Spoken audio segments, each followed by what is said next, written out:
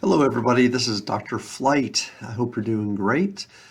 We have a video today on business to business marketing, and this is an introduction to B2B marketing. And we'll talk a little bit about why B2B marketing is important, but also we'll go through and talk a little bit about the different type of customers, the types of ways we define the customer in a business environment or business to business environment.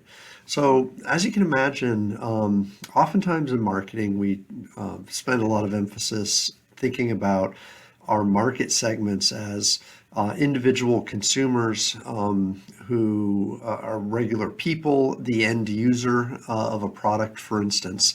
And we think of these as consumer markets.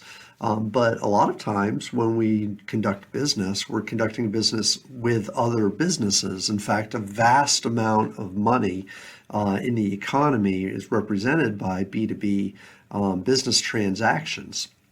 So it makes sense that we would want to spend some time talking about that type of customer.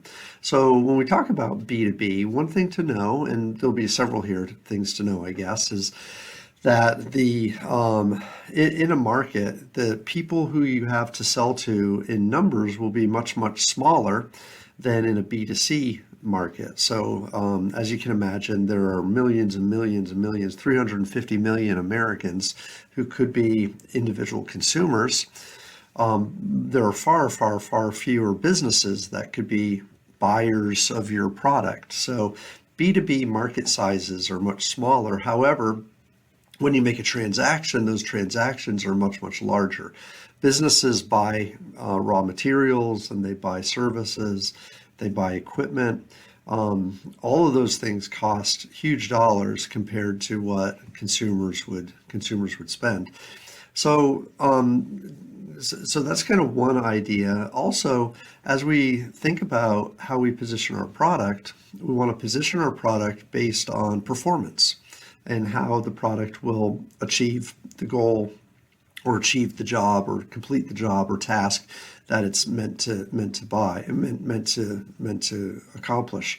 So when buyers buy in a B2B environment, they're buying on performance and specifications of the product and less about kind of emotional vanity appeals and things like that.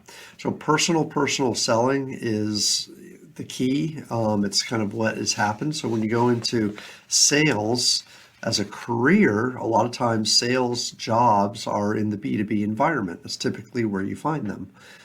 So establishing, as in any personal selling, establishing long-term relationships is very, very important. Maintaining contact with customers in between sales cycles is important as well. And those sales cycles tend to be much longer. So if somebody buys some equipment from you, then it may be years before they buy equipment again. However, in the interim, your job is to make sure maintenance is up to date, make sure warranties are being fulfilled, supplying the customer with supplies, to operate the equipment, maintenance, getting repairs done. Those are all aspects of the sale that happen. So you sell the product, but then you service the product. In that service period is a long period. It's the time you build up a relationship in order to be able to sell to that customer again down the road. Finally, something unique about B2B is that typically it's not a single individual making a decision, where in a B2C market, in a consumer market, oftentimes the decision maker is a single person. Occasionally it's a family that makes a decision together. But by and large, when you're talking about a business, you might have what's called a buying center. And that part of an organization is a team of people who each play a different role in the buying process. And as you go to sell, you have to understand that it's sort of like a group sale environment where you may have a lot of decision makers or a lot of people involved in order to sell a product and make a purchase decision at a business. So B2B sales, B2B marketing is really quite a bit different than B2C environments, and it's unique in a lot of different ways. So let's talk a little bit more about why or what motivates businesses to buy, and then we'll talk a little bit about different types of businesses and how those might be categorized in terms of markets. Okay, so let's take a look at key buying criteria then for organizations. And again, we look at what motivates consumers to buy. And if you've seen the former videos, there are things like social contexts with reference groups and families. There's a lot of psychological components like personality and involvement and motives and some things like that. Maslow's hierarchy of needs. Those are all consumer sort of based elements that influence the decision-making process. And we had things like the buying criteria. Well, buying criteria for businesses exist too, but they're slightly different, and they're focused on typically the operation of the product in order to help the company or achieve the company's goals. Quality, when the product's going to be delivered, whether they've had a good track record with this company, with the product, warranties, technical capabilities are really, really big one. I know it's just one specification here, but the ability for the product to meet the specifications that the buyer has is a big deal. Warranties, again, production facilities and capabilities of being able to produce what the product is supposed to produce. And last but not least, certainly price. Sometimes our organizational buyers are very price driven, and they've got a budget, for instance, and they can't go over a budget. So whatever the product is has to fit within that budget, perhaps. So in other words, the buyer has a very oftentimes rigid set of criteria based on all of these things: quality, when the delivery is going to be made, evaluations of past performance. That's something that's done in the buying process. And there's actually 6 steps in the buying process for a business, and that's the last step.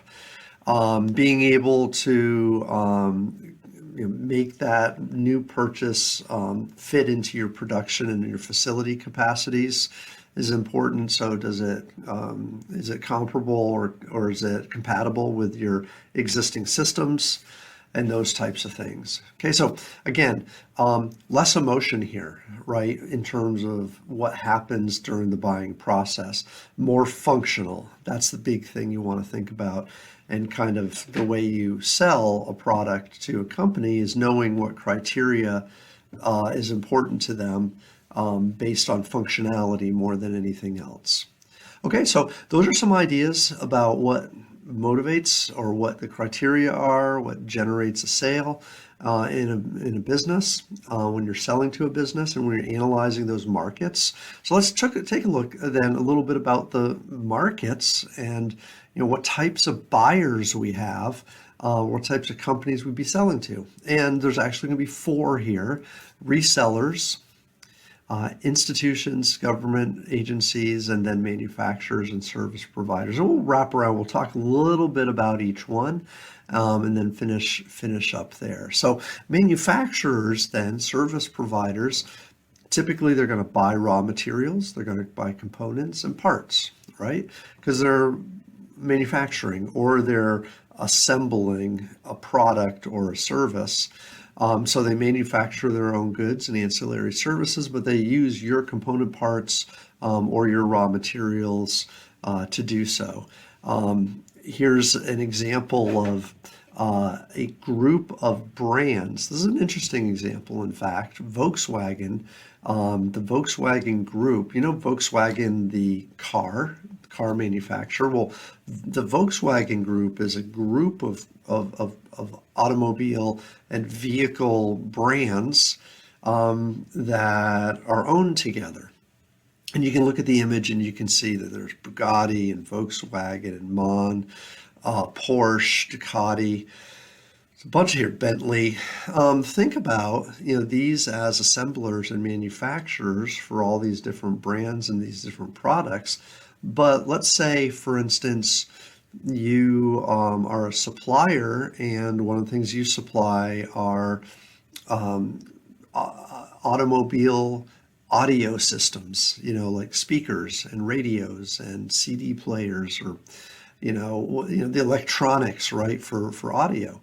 Well, if you sell those products and you approach this group, then the chances are that you may be able to make contacts with multiple brands at once. And if you sell a Volkswagen, for instance, sound system, then Volkswagen and Audis are very similar vehicles. They come off oftentimes the same assembly lines. They use the same component parts. So when you make a sale to Volkswagen, you're likely making the sale also to Audi at the same time. So kind of think about manufacturers and these types of markets. Sometimes they work off of platforms.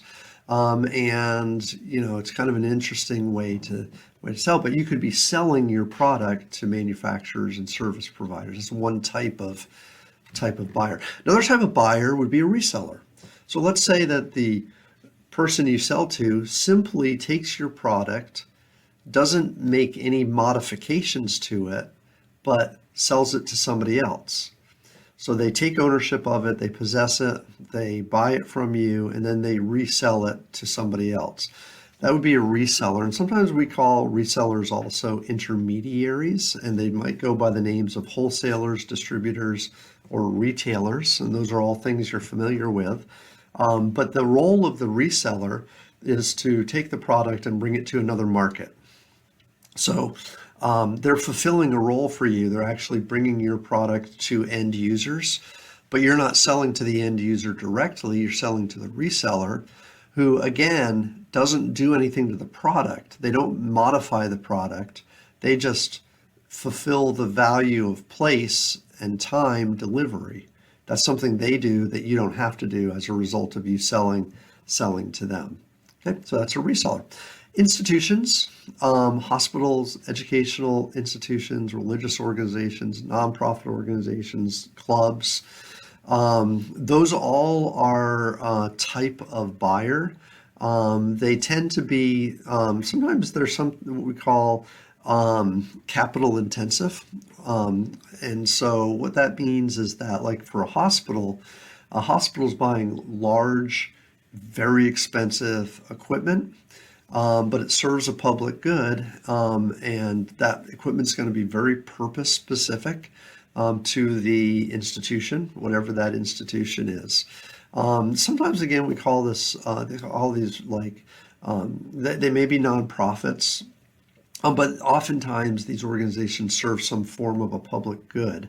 Sometimes they're protected, depending on what type of organization it is. But they're not the government. It's not a government agency. They may or may not be for profit or profit like businesses or anything like that. Oftentimes we're talking about services that are provided. So you may provide, for instance, a food service to a hospital or to a university or to a school, something like that. That could be services oriented.